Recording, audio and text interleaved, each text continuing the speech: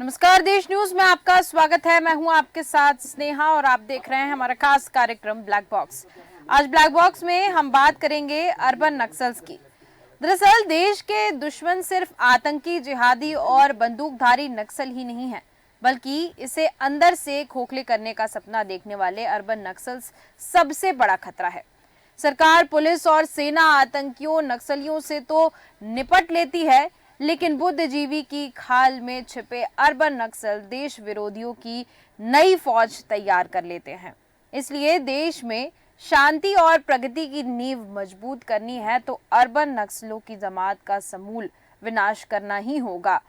केंद्रीय गृह मंत्री अमित शाह ने इसी मकसद से कानून लागू करने वाली एजेंसियों से कहा है कि वो शहरी नक्सलियों के नाभिनाल पर चोट करें और उनको देश के दुश्मनों से होने वाली जो फंडिंग है उसको भी बंद करने का काम करें। दरअसल ये जो नक्सल्स होते हैं उनको पहचानना काफ़ी मुश्किल हो जाता है, क्योंकि इनके पास ना बंदूक होती है, ना ही इनके पास कोई हथियार होता है। इनका हथियार या फिर इनके हथियार को हम कह सकते हैं या तो शब्दों के माध्यम से ही अपना हथियार बनाते हैं या कुछ ना कुछ इनका जरिया होता है और इनको छानना काफी मुश्किल नजर आता है। लेकिन इनका जो कह सकते हैं प्रभाव लोगों पर काफी बड़ी संख्या में प्रभावशाली काम करते हैं, यानी कि देश को एक अलग दिशा में ले जाने के लिए ये हमेशा से सफल नजर आते हैं और ये दिशा हमेशा गलत ही रहती है, कभी भी सही नहीं होती है। इसलिए इनका नाम अर्बन नक्सलाइट दिया गया है। इसी पर आज हम चर्चा करेंगे। चर्चा में मेरे साथ प्रकाश सक्सेना जी जुड़ चुके हैं, जो कि राजनीतिक विश्लेषक हैं। प्रकाश सक्सेना जी, बहुत बहुत स्वागत है आपका देश न्यूज पर। जी नमस्कार जी प्रकाश जी, ये जो एक होते हैं नक्सलाइट और एक होते हैं अर्बन नक्सलाइट, आपके नजरिए से इन दोनों में क्या डिफरेंस है, अंतर क्या है? जी, अंतर यह है कि जो नक्सलवाद जो शब्द निकला था वो 1967 में पश्चिम बंगाल से निकला था। वहाँ दार्जिलिंग जिले में नक्सलवादी गांव होता है वहाँ पे। तो वहाँ पर जो जमींदारों के खिलाफ एक आंदोलन भड़का था जी। तो वो काफी उग्र हो गया था और तो उसमें क्या है, वामपंथी कुछ जो विचारधारा के नेता थे उनके नाम सामने आए थे, भारतीय कम्युनिस्ट पार्टी के थे जी। तो चारू मजूमदार हुए, कानून सान्याल है, कन्हई चटर्जी, ये लोग थे। तो ये किसानों के हितैषी के रूप में जमींदारों के विरुद्ध एक आंदोलन भड़का था, उसके नेता थे जी। तो चूंकि नक्सलवादी गांव से ये शब्द निकला इसलिए इसको नक्सलवाद कहा गया जी। तो ये बेसिकली देखें तो सोवियत रूस में जो क्रांति हुई थी वहां से ये पनपा। जब पूंजीवाद ज्यादा बढ़ जाता है, जब जमींदारों के द्वारा या पूंजीवादियों द्वारा गरीबों पे, किसानों पे अत्याचार बढ़ता है, तो एक रिवेंज के रूप में क्रांति हुई थी जी। तो नक्सलवाद बेसिकली वहां से जुड़ा हुआ शब्द था। फिर ये घुसता गया समाज में। तो नक्सलवादी जो हम देखें कि हमारा भारत पूरे वनों से आच्छादित रहा, वन संपदा, पहाड़ों की संपदा, तो धीरे धीरे जो विकास के नाम से उनपे जो घुसपैठ हुई तो उसके रक्षक के रूप में उन लोगों ने अपने को प्रस्तुत किया। आप देखें कि कई अच्छे घरानों, हम अशोक मुनि दादा का नाम सुनते हैं, उनके मुंह से भी एक आध बार सुनते हैं, उनके पूर्वज भी इससे कहीं जुड़े थे, मिथुन चक्रवर्ती। तो ये एक तरह से रॉबिन हुड वाली इमेज वाले बन के पहले सामने आए थे। फिर इनकी एक्टिविटीज सत्ता में भागीदारी की होने लगी और एक समानांतर सत्ता ये कई राज्यों में चलाने लगे। हमारे आसपास देखें तो छत्तीसगढ़ में काफी संख्या में ये रहे कि एक समानांतर उन्होंने अपनी सरकार चलाना चालू कर दिया था। तो वो खतरा बनता गया फिर धीरे धीरे। तो फिर सरकार उसके प्रति सक्रिय हुई उनके खिलाफ कि भाई आप हथियारबंद जो काम कर रहे हैं, एक सेना बना ले रहे हो, ये तो देश विरोधी है, राजद्रोह है ये। तो ये एंटी नेशनल एक्टिविटीज में कन्वर्ट होता गया। तो नक्सलवाद शब्द जो वहां से बदनाम होता गया। अब हम आते हैं अर्बन नक्सल शब्द पे जी। अर्बन नक्सल शब्द कहीं डिफाइन नहीं किया गया है। आरटीआई में सरकार ने जवाब दिया कि भैया हमें नहीं पता ये कौन लोग हैं जी जी। तो ये एक परसेप्शन क्रिएट करने के लिए हुआ। जब सत्ता निरंकुश होना चाहती है तो वो अपने समर्थकों द्वारा ऐसे शब्द प्रचलित, जैसे कोई पत्रकार सवाल उठाता है जी, जी। उसको आजकल आप देखें, हम कोई पोस्ट सरकार से सवाल उठाने वाली डालते हैं तो जिनको वामपंथ, दक्षिण पंथ का अर्थ नहीं मालूम, वो एकदम वामपंथी का टैग लगा देते हैं। बिल्कुल बिल्कुल। तो ये एक कवि, पत्रकार, विचारक जो हैं उनकी एक प्रजाति है, वो हम यदि उसको गैर कानूनी तब मान सकते हैं जब ऐसे गैर कानूनी नक्सलवादी संगठनों का वो समर्थन कर रहे हैं, बिल्कुल, तो वो गैर कानूनी हो जाता है। जी, लेकिन यदि उसमें हम उनको भी शामिल कर लें जो सरकार की नीतियों पर सवाल उठाते हैं, तो वो गलत होगा। पर ये परसेप्शन क्रिएट करने का प्रयास हुआ। तो बिल्कुल, नक्सलवाद में सबसे पहले शिकार हमारे भीमा कोरे गांव के जो वयोवृद्ध एक्टिविस्ट थे, उनको जेल में डाला गया। उसमें ये बताया गया कि इन लोग ये षड्यंत्र रच रहे थे प्रधानमंत्री जी की हत्या को लेके। जी, जी, तो कई सालों तक उनके खिलाफ कुछ वो पेश नहीं हो पाया और उनकी जमानत तक नहीं हुई। फादर स्टैनली जो थे बुजुर्ग, जी, उनको तो वो इष्टा तक नहीं दी थी पानी पीने के, उनसे पीकर नहीं बन रहा था, काफी वृद्ध थे। तो कई अमानवीय पहलू भी रहे इन चीजों के, जी, पर उनको गिरफ्तारी हुई और दोष सिद्ध नहीं हुआ। एक अमेरिका की कोई जांच एजेंसी ने जांच किया तो ऐसा बताया गया कि उनके खिलाफ वो सबूत प्लांट किए गए। तो हम अभी ये निश्चित रूप से नहीं कह सकते। जी, तो मेरा मतलब ये है कि अर्बन नक्सल जो शब्द है, इसका जो मैंने सर्च किया तो उसमें पाया कि हमारे जो विवेक अग्निहोत्री जी थे, कश्मीर फाइल्स इन्होंने फिल्म बनाई थी, जी, ये उनके द्वारा दिया गया शब्द था। तो फिर ये चर्चा में आता गया, पर ये कोई कानूनी शब्द नहीं है। बिल्कुल, कानूनी शब्द बिल्कुल नहीं है, आप ये सही कह रहे हैं। लेकिन एक कह सकते हैं कि जैसे पत्रकार सवाल पूछते हैं उनको नहीं कह सकते अर्बन नक्सलाइट, क्योंकि सरकार से सवाल तो पूछेंगे, या तो पत्रकार पूछेगा या तो विपक्ष पूछेगा। लेकिन यहाँ पर एक कह सकती हूँ मैं, एक पर्टिकुलर ग्रुप या समुदाय को जो भड़काने की कोशिश करते हैं शब्दों के जरिए या किसी भी माध्यम से, उनको तो हम अर्बन नक्सलाइट की कैटेगरी में डाल सकते हैं। बता रहे हैं जो ऐसे संगठनों में जुड़ने के लिए अभियान चला रहे हैं, ऐसे उग्रवादी संगठनों का समर्थन करते हैं, आप उनको तो कह सकते हैं। बिल्कुल, लेकिन जो सरकार से सवाल उठा रहे हैं उनको आप नहीं कह सकते। बिल्कुल, सरकार ने पूरी कोशिश, ये मोदी सरकार ने तो शुरू से कोशिश की, जो पर्यावरणविद थे, आप ग्रीन पीस इंडिया वगैरह, इन पे लगाम लगाई है। उनका मानना है कि ये विकास में अवरोध पैदा करते हैं, है ना। तो इसलिए उनके फंडिंग वगैरह पे, हर चीज पे उन्होंने लगाम लगाई। आपने अभी देखा होगा कई पत्रकारों की गिरफ्तारी का मामला आया था न्यूज क्लिक के, जी, जी, बिल्कुल, उसमें भी अर्बन नक्सल शब्द का उपयोग किया गया था। जबकि वहां पत्रकार अर्बन नक्सल नहीं हो सकते। आप किसी संस्थान में काम कर रहे हैं, उसकी वो सैलरी लेते हैं, उन्हें थोड़ी मालूम वो मालिक के पास धन कहाँ से आया। बिल्कुल, हो सकता है वो चाइना से पैसा आ रहा हो, तो जो पैसा ले रहा है चाइना से वो आएगा उस दायरे में। बिल्कुल, जो काम कर रहा है उसको कैसे आप ले सकते हैं। बिल्कुल, आप तो उग्रवादी नक्सलवादी संगठनों से जुड़े हुए लोग या उनसे जुड़ने का पक्ष रखने वाले लोग अर्बन नक्सलाइट्स में आ सकते हैं। हालांकि वो कानूनी शब्द नहीं है अर्बन नक्सलाइट, आप देखेंगे कोई कानून का दिया शब्द नहीं है, जी, जी, किसी सरकार का द्वारा दिया शब्द नहीं है। ये परसेप्शन क्रिएटर जो लोग होते हैं, उन लोगों का गढ़ा हुआ शब्द है। आरटीआई में पूछा जा चुका है, सरकार ने कहा है कि इसके बारे में हमें नहीं पता।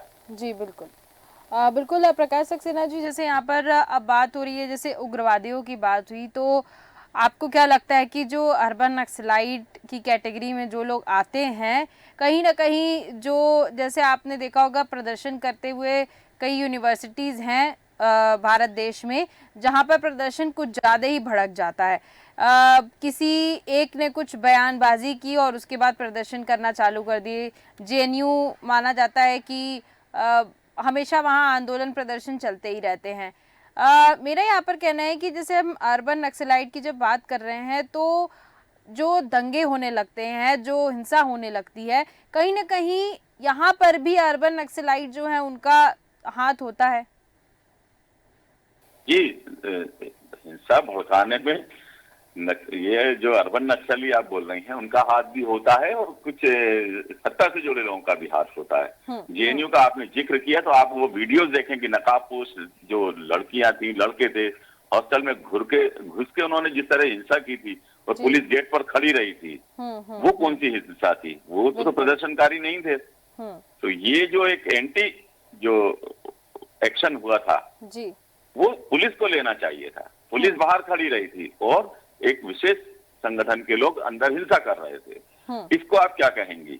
बिल्कुल, यही मैं समझाने की कोशिश कर रहा हूँ कि हर चीज, जेएनयू में कोई आंदोलन पहली बार नहीं हुआ था। जो आपको पता होगा कि इमरजेंसी के समय जो पहले छात्र इमरजेंसी जो लगी थी, छात्र आंदोलन से ही शुरू हुई थी, आपातकाल जो लगी थी। बिल्कुल, बिल्कुल, पहले जेएनयू आपके गुजरात में, बिहार में छात्र आंदोलन के रूप में पैदा हुई थी और छात्र आंदोलन से बढ़ते वक्त एक आंदोलन शुरू हुआ था जिसपे के खिलाफ फिर इंदिरा जी ने आपातकाल लगाया था और फिर वो आपने देखा आज कितनी बदनाम है वो। तो जेएनयू में भी जो हुआ था उसमें जो कश्मीर, जम्मू कश्मीर के कुछ तत्व घुस गए थे तो वो आपको उन्हें चिन्हित करना था। आज तक वो लोग जो कन्हैया कुमार का नाम आया था उनपे चार्ज साबित नहीं हुए, बाहर घूम रहे हैं। यदि वो इन लोग यदि हम अर्बन नक्सलाइट का है तो इनको तो जेल के अंदर होना चाहिए था। तो ये सरकार की विफलता की ऐसे लोग बाहर क्यों हैं यदि वो अर्बन नक्सली हैं तो हर छात्र आंदोलन वो नहीं होता है जो हम देख रहे हैं। ये परसेप्शन की लड़ाई में ज्यादा कन्वर्ट हो गया है। आप देखें सरकार के, हम देखिए हमने अर्बन नक्सली के खिलाफ तो बोला कि ये अर्बन नक्सली एक विचारधारा को प्रोवोक करने वाले तत्व माने जाते हैं पर वो हम उनको अपराधी तब मानेंगे जब वो ऐसे संगठनों से जुड़े जो हिंसा फैला रहे हैं, जो सरकार से युद्ध छेड़ रहे हैं।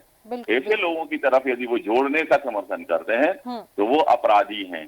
पर यदि सरकार से सवाल करना, जैसे आप देखें उत्तर प्रदेश में हाथरस कांड हुआ था, आधी रात को एक लड़की को जलाया गया था। कुछ पत्रकार, एक पत्रकार वहां उसको कवर करने गया था, सिद्दीक कप्पन, उस पे लगा दिया था यूएपीए जो बाद में निर्दोष छूटा। उसके अकाउंट में सिर्फ 5,000 रुपए थे।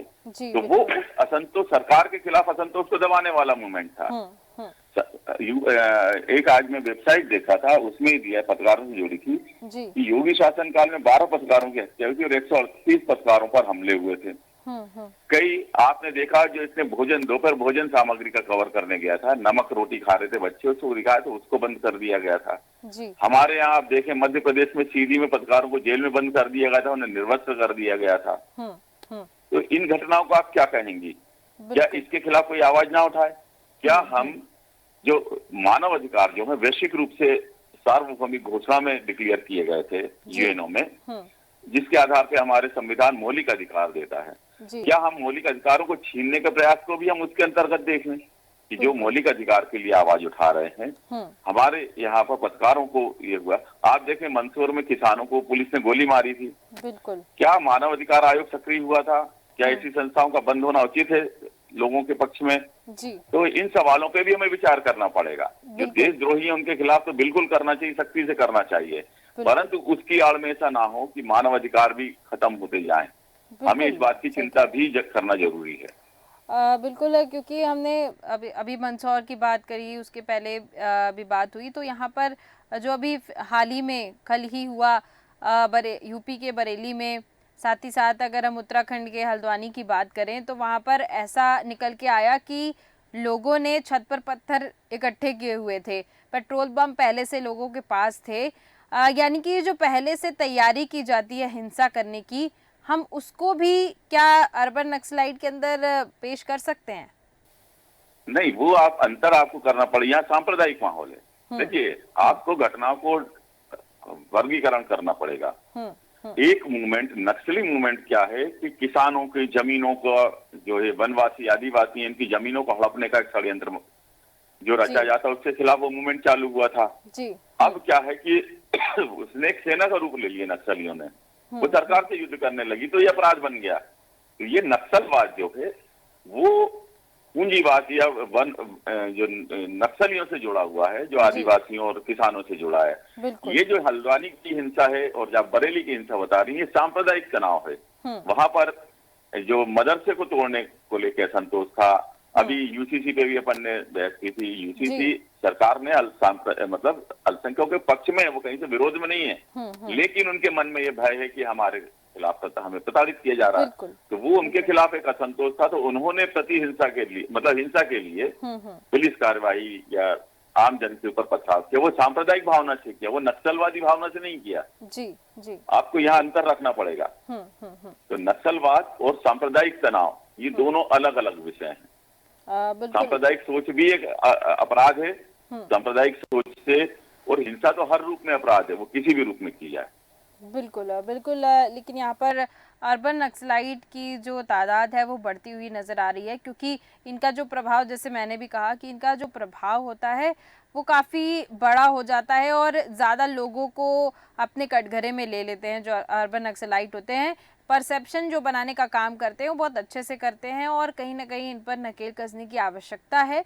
अगर ऐसा नहीं होता है तो कुछ न कुछ गड़बड़ियां हमेशा देखने को मिलेंगी। हालांकि जो आपने कहा कि सवाल पूछने वाली बात, तो बिल्कुल पत्रकारों को तो सवाल पूछना चाहिए और ये इस कैटेगरी को अर्बन नक्सलाइट के अंदर नहीं डालना चाहिए। प्रकाश जी, बहुत बहुत धन्यवाद मेरे साथ जुड़ने के लिए और इस पर चर्चा करने के लिए, जानकारी देने के लिए। तो हम यहाँ पर बात कर रहे थे देश के दुश्मनों की। दरअसल अर्बन नक्सलाइट एक ऐसा कह सकते हैं ऐसा समूह जो जिनके पास ना ही बंदूक होती है, ना ही उनके पास कोई हथियार होता है, लेकिन कुछ ना कुछ ऐसा माध्यम वो बना लेते हैं जिससे वो देश की जनता को कहीं ना कहीं से प्रभावी करें और जो माहौल है, जो माहौल बनाया जाता है, हिंसा का माहौल बनाएं और साथ ही साथ जो सामाजिक एक दूसरे से भेदभाव वाली स्थिति पैदा करने की जो स्थिति बनती है वो अर्बन नक्सलाइट्स के जरिए ही बनती है। तो कहीं ना कहीं इन पर नकेल कसने की बहुत ज़्यादा आवश्यकता है, तभी शांतिपूर्ण माहौल रहेगा और देश विकास कर सकेगा। नहीं तो ऐसी छोटी मोटी चीज़ों में उलझे रह जाएंगे और जगह जगह पर दंगे होते रहेंगे तो ध्यान भटकेगा और विकास की ओर ध्यान नहीं बढ़ेगा। इसलिए इनके ऊपर नकेल कसने की बहुत ज़्यादा आवश्यकता है। तो फिलहाल के हमारे इस खास कार्यक्रम में सिर्फ इतना ही। देखते रहिए देश न्यूज़। नमस्कार।